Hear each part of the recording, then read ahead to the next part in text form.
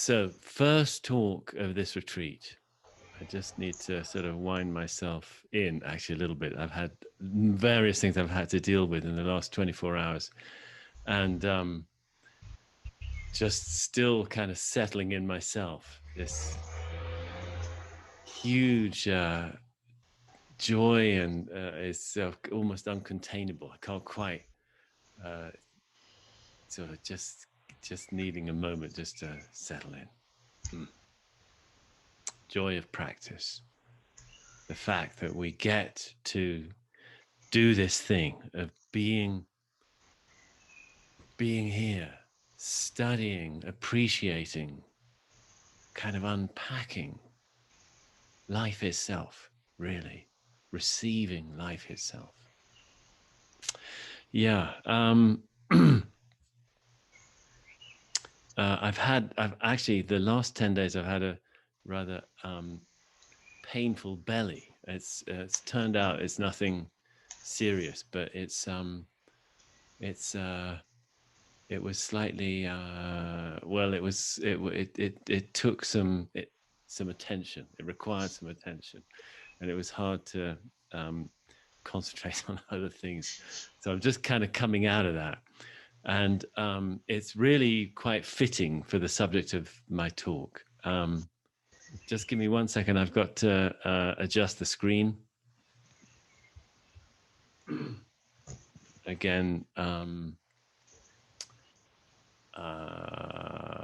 have to be careful I don't overdo screen time. So camera, screen is over here, camera's right in front, and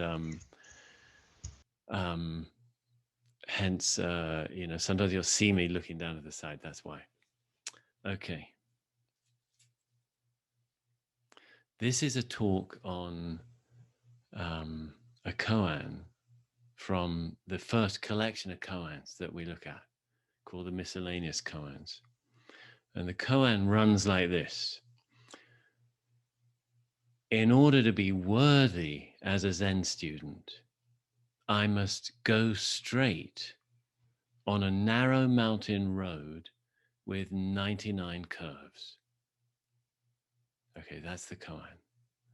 To practice sort of more amply, more fully, more deeply, more clearly, somehow I've got to follow this road with 99 curves and yet be going straight. So this is a road. If you imagine, if you ever sort of seen a mountain road on some great hillside where it just is one switchback after another, hairpin bends, as we call them in the UK, just switching back and forth all the way up the mountainside. You imagine a road, something like that, or a trail.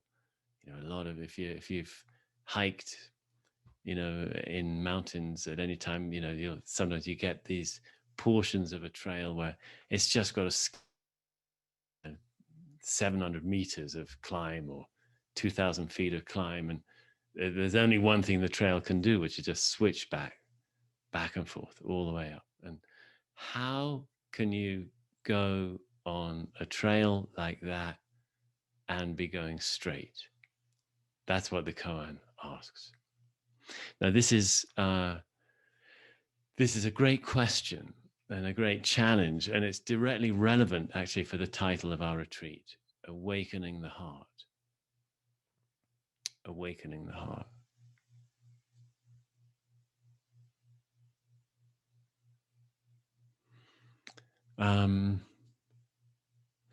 So the sort of first point that I want to state right off the bat is, and in fact, if this talk had its own title, it would be, "It's the Curve." That would be the title. What I mean by that is, like, basically, I picked it up from a pop song. It's the Climb. I don't know if any of you have heard that song by Miley Cyrus. It must have been a hit, I don't know, 6-7 years ago or something. It's the Climb. The idea in the song is, it's not actually about what matters isn't getting to the top, it's the climb. The climb is the thing. It's the journey, not the destination, that kind of thing. So what I'm saying here is it's the curve. We think we want to be following this straight highway, but actually it's the curves. They're the thing. So, for example, and we can take this in different levels, but for example, we have a plan, whatever kind of plan it may be. Plan for the day, plan for life, plan for practice. Plan for the day might be, I got to get through these certain things, and time is tight, kind of in a rush, and then something intervenes and gets in the way. Well, it's just an inconvenience. Let me bypass it as quick as I can. But maybe, our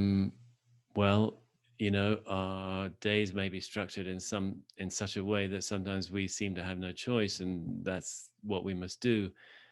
But if we're practicing, if we're on a path of practice, that kind of attitude to practice is definitely a hindrance. If I've got some notion of some ideal practice, that's what I'm aiming for.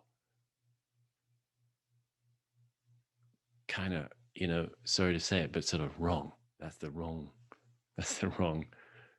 idea of practice.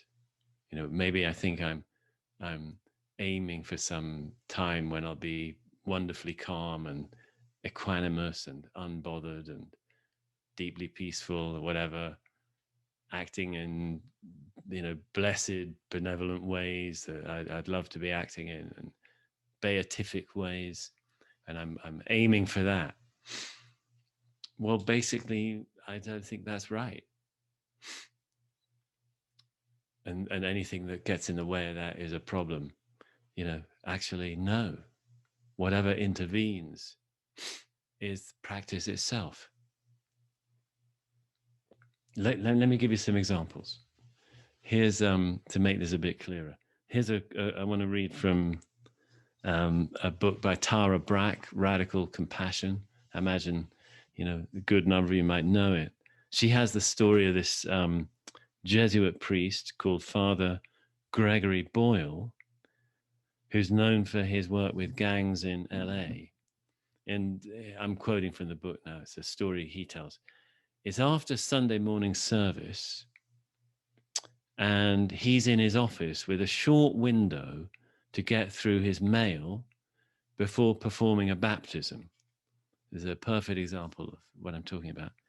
In walks Carmen, a gang member and occasional prostitute. Plopping down on a couch, she starts rambling. She needs help. She went to Catholic school. She's been to countless rehab centers. She's known nationwide. He's got his eye on the clock. She's all over the place, and it's now 5 minutes before the family will arrive for the baptism. All of a sudden, Carmen looks directly at him, and her eyes pool with tears. She says she started heroin after dropping out of high school and has been trying to stop ever since. Then she says, slowly and clearly, I am a disgrace. Father Greg writes, suddenly her shame meets mine. For when Carmen walked through that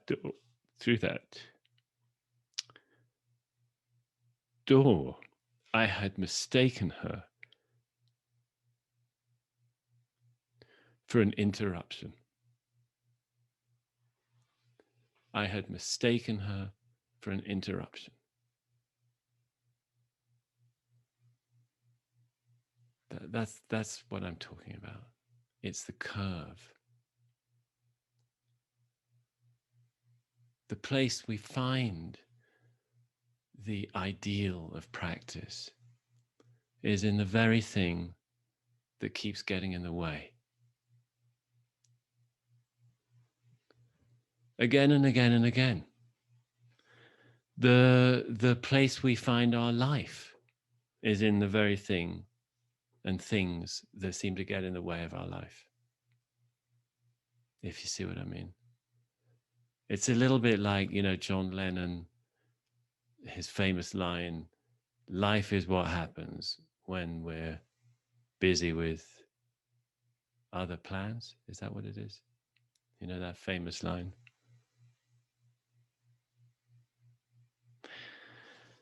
I had mistaken her for an interruption. This is another bit from the same book. A famous piece of social science research, popularly known as the Good Samaritan study. The question was this: what affects the likelihood that we'll help a stranger in need? In one part of the study, the researchers asked seminary students, people obviously kind of dedicated to service, to prepare a short sermon on the biblical story of the Good Samaritan. The seminarians were then to go to another building to present their talk. Some of them were told they had plenty of time, others that they were already late. You could probably almost guess where this may be going. Their route took them right past a doorway where a man, an actor, was slumped over, coughing, and obviously in difficulty. The key finding was this: the students who thought they were late were much less likely to stop and ask if they could help, even as they rushed to talk about the Good Samaritan. Especially when strong emotions like fear, shame, and anger are running the show, we'll do almost anything rather than be right here, feeling our raw and unpleasant feelings. When we're caught in a reactive trance, it's as though we were on a bicycle pedaling away from the present moment. And the more stressed we feel, the faster we pedal. So, okay. Right on, we get caught in a trance, and it may be a trance of hurry, it may be a trance of worry, it may be a trance of other kinds of reactivity, it may be a trance that's, of like Carmen, of deep disgrace, a deep trance that lasts for years, of deep sense of shame that leads to behaviors that reinforce the trance. And how do we, the first point of this awakening the heart, the first point, the sort of the primary kind of injunction, I guess, of it is somehow waking from that trance to here and now as it is, to moving from being entranced to being present with whatever is going on externally and internally. And that means, in a sense, sort of waking up to this moment and to our hearts. What are we feeling? Being able to hold this moment as it is requires being able to have space for what we may be feeling, including, of course, what may be uncomfortable for us to feel. That's part one, or whatever, step one, awakening the heart. Maybe, in a sense, we've even been sometimes in our trance in order not to feel. Maybe we're used to sort of avoiding feelings that are too uncomfortable. So that would again be the straight road of hurry and worry and trance, and having to turn away from it, veer away from it, to open to here and now, including what I'm feeling. Actually, another sweet little line in here that Tara Brach says is, I have a favorite saying posted in my office: to be kind, you must swerve regularly from your path. Wow. To be on the path the way we'd like to be, we must swerve from the path. Swerving from the path is actually being on the path, at least as a practice, person seeking to practice. It's swerving again and again, again and again. The momentum of our culture, of our conditioning, internal, external conditioning, it all wants to sort of pull us away from here and now as it is. We have to swerve back to it, swerve off the path.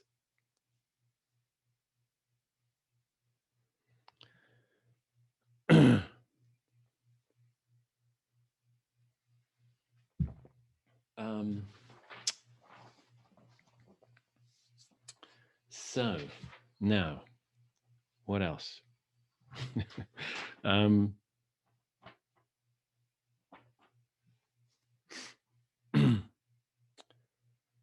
Well, awakening the heart, actually, it does really have more levels to it.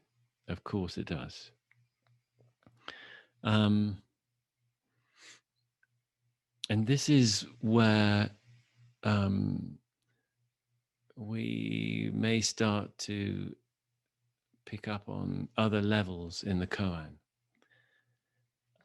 I want to remind us, some of you heard me talk about this before, that there's a early Chinese Buddhist document that talks about the path of practice as being a cart track with two ruts. In other words, the cart that goes down it is a two-wheel cart, and it needs a rut for either wheel. One rut is mindfulness. In fact, the four foundations of mindfulness: being in the body, occupying this body, feeling what this body feels, including its sense gates, being here now in this experience, and being aware of mind states, being aware of our emotional condition, our moods, being aware of when things are pleasant and unpleasant, and being aware of suffering and its causes, being aware of well-being and its causes, having a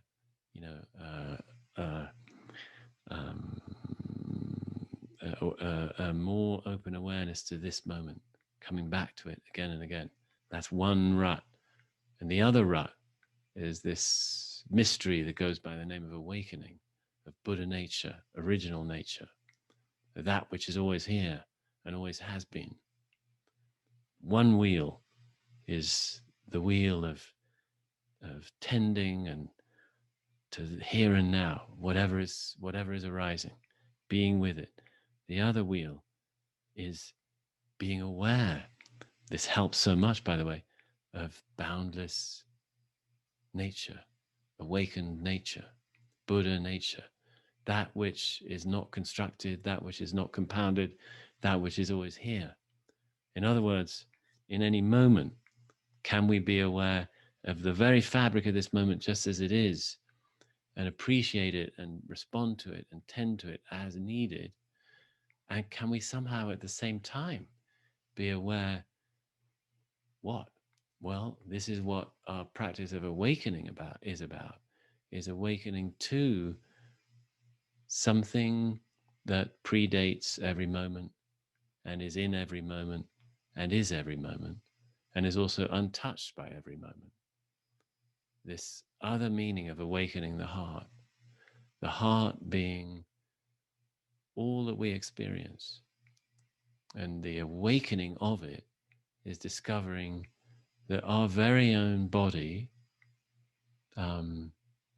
is actually inseparable from all things, that our very own awareness, our very own consciousness is without limit, that this ailing, aching, hurting human heart, body, and mind, mortal, with increasing deficits as it gets older, likely anyway, and ailments and afflictions and problems. You know, as Buddha said, he felt like an old cart held together with rope when he was an old man.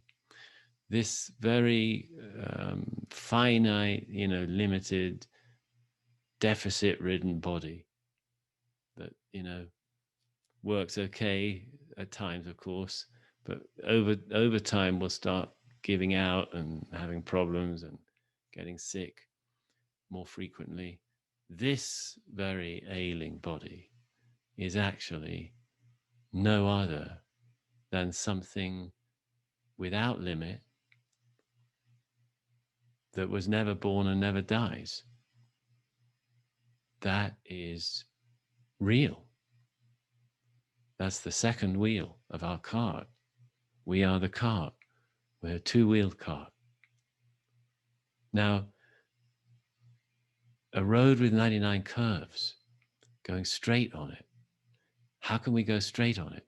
There's only one way, and I'm not going to go into that right now.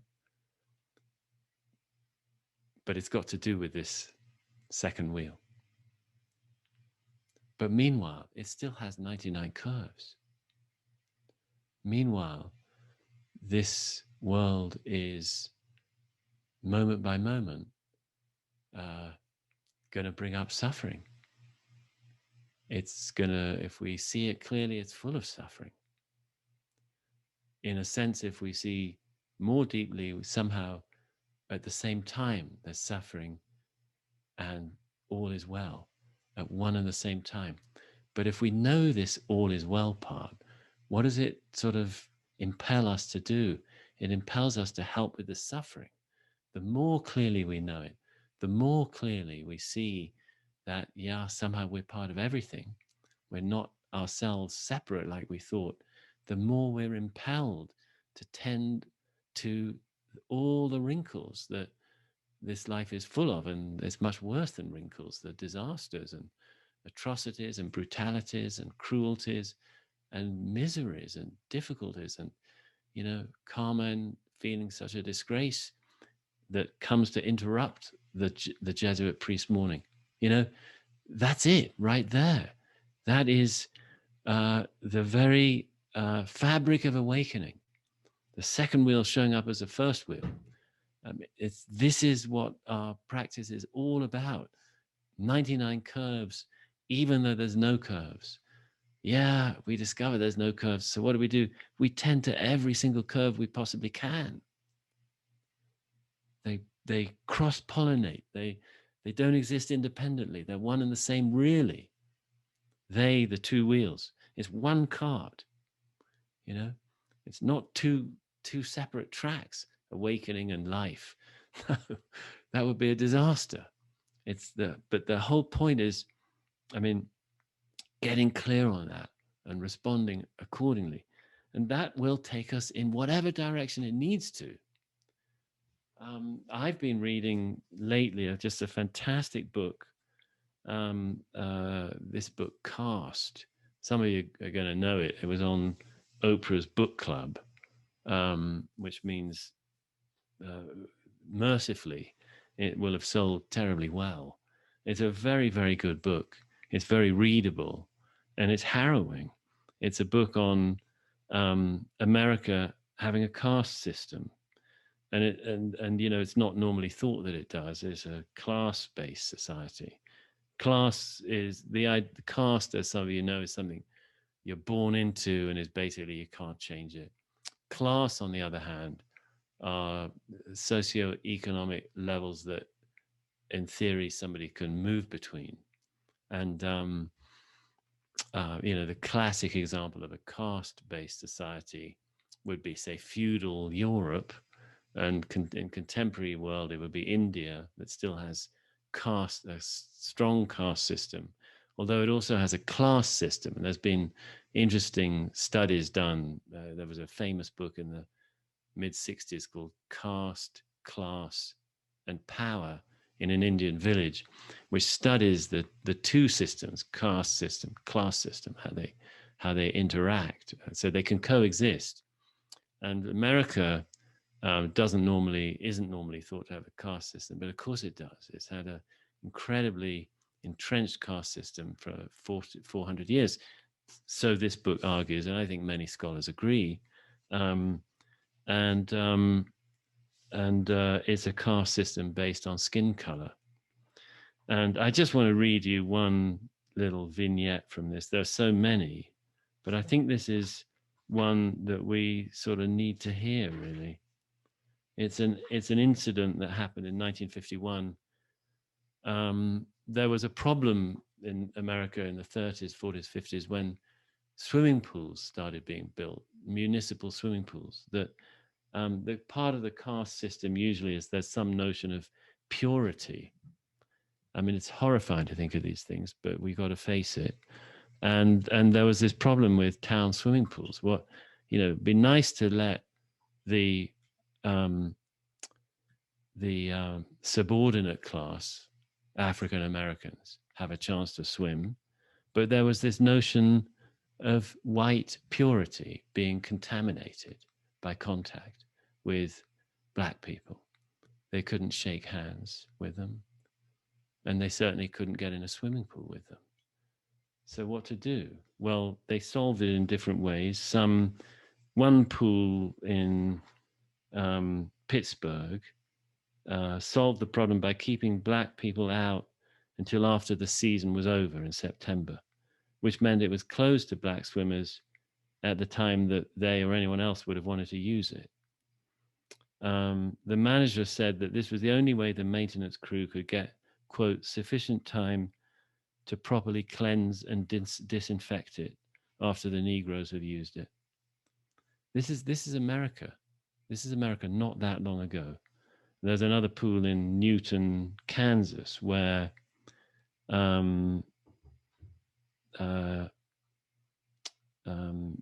this actually went to court, that it was a circulatory type of pool in which the water is only changed once during the swimming season. These are the pool contractors. White people, they argued, wouldn't go into water that had touched black skin. The only way white residents would swim in a pool after blacks was if the water was drained and the tank scrubbed. And the operators couldn't do all that every time a black person went into the pool. So they banned black people altogether. We're just talking about swimming pools. Okay, I know.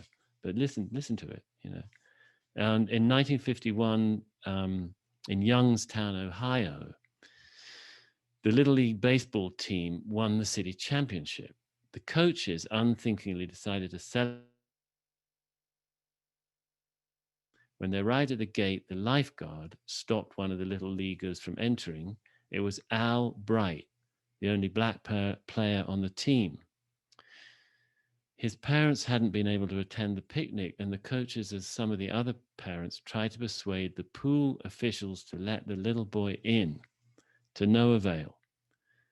He had to sit outside the fence with his picnic while his team and all their parents were inside, and watch his teammates splash in the water, etc. And then eventually they managed to persuade the lifeguards that they could let the child into the pool for a few minutes.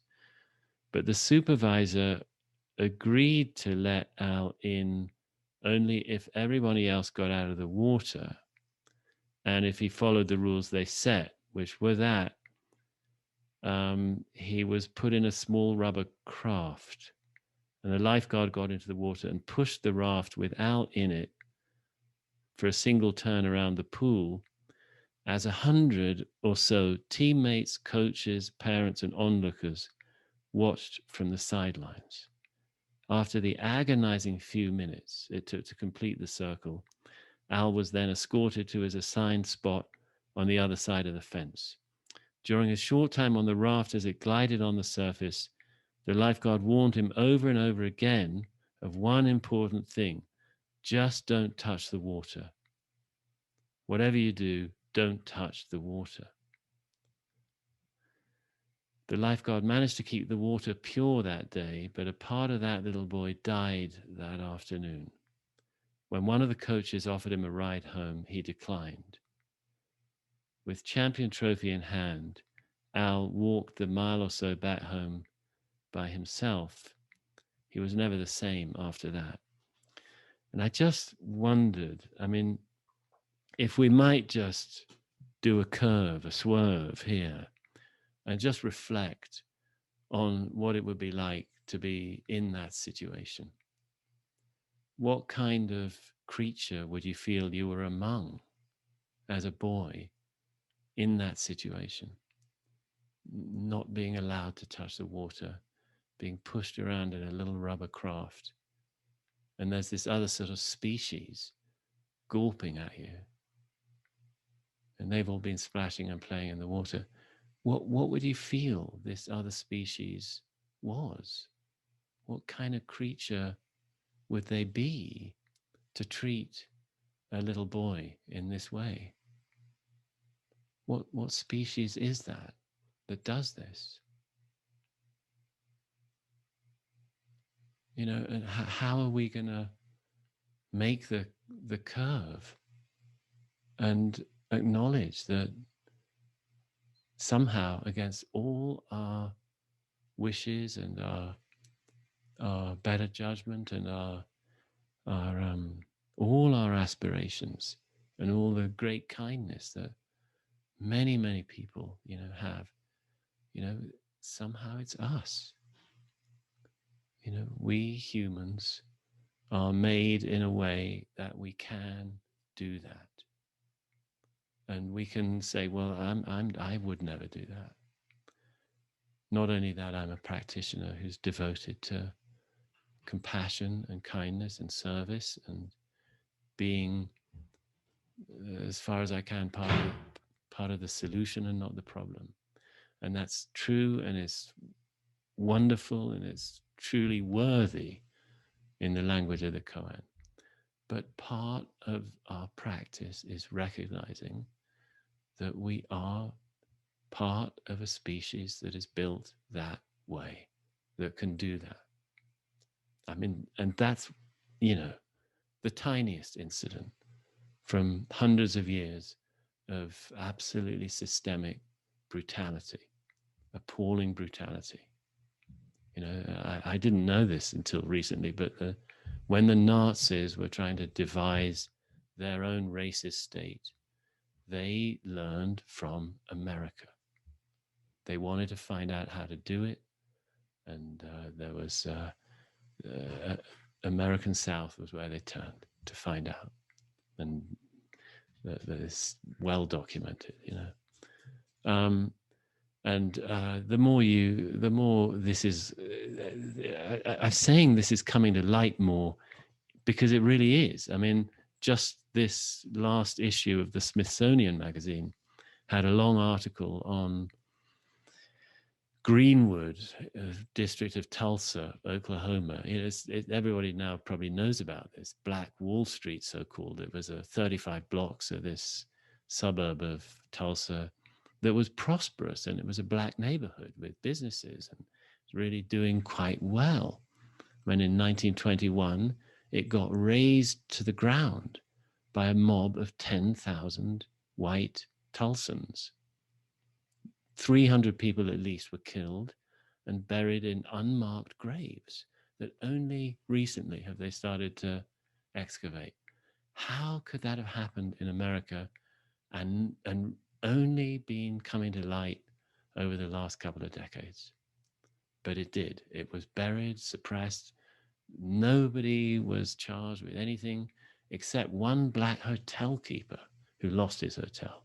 He was charged with some kind of tax fraud and actually went to jail in the months afterwards. You know, we have to make the swerve and say, yeah, I'm on the path. I'm on a deep path to awakening, to boundless love, to whatever, you know, whatever we might think awakening is, or might discover it to be. And it's real and it's true, and it's great that we're devoted to this. But if we think it's somehow checking out from this world as it is, you know, we're wrong. And if we think it's, how do I want to put it? Like that it's somehow apart from the deep troubles of our world, the flames of our world as it burns. I mean, you know, sadly, you know, caste, race, implicit bias, socioeconomic brutalities, all that, that's not our only problem.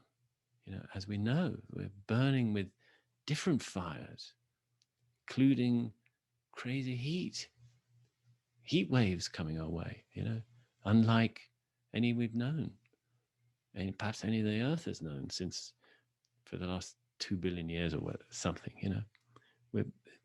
There's a lot of problems, and if we think the path of awakening is somehow exempting a person from them, wrong. Yes, we can go straight, but only by following every one of the 99 curves. That is the straight path that goes round every single bend. Okay. I think I'll stop there. That's first talk of this session on awakening the heart. What to take from it for these days of practice. Well, we'll see. You let it simmer and forget about it and see what comes up. But let's just at least remember, don't have an ideal of what your practice you think it should look like as you're sitting. I got to be in the calm, clear state I love. No, I tend, my undertaking, my commitment as a practitioner is to open to what is arising. That's my commitment. It's almost the opposite of having any ideal. I throw that away. I tear it up. There's nowhere to go. There isn't actually a highway. There isn't actually truly even a path. What there is now. And the path is back to now. It's from entrancement, from being lost, from being in ideas of a great practice, ideas of whatever, ideas of unworthiness, whatever it may be, back to now, to the raw wonder of this moment. As it is. Difficult. I don't want to feel it. I don't want this. I don't want that, whatever. That's the practice. How do I allow it? How is this heart of mine going to creak and crack and groan and grumble and make whatever other noises it might in order to become 1 millimeter wider? That's all it takes, is just the tiniest bit of reluctant expansion, 1 micrometer. I think there is such a thing. Just a micrometer of growth, of width, of expansion. You know, just a tiny little thing. That's all that's needed. Like Grinch's heart in a box in that old Disney, is it Disney? Probably cartoon. Just it's only got to break a tiny bit wider and the box breaks. And suddenly there is room for what we thought there wasn't room. Is that right, grammar? There's room for what we thought there wasn't room for. We can. That's the path. It's not ahead. It's here. It's here. Okay, let's proceed to some extent on that basis, the best we can. Remembering, if you want to go straight, follow the curve. Go into the curve. Okay. Thanks for listening.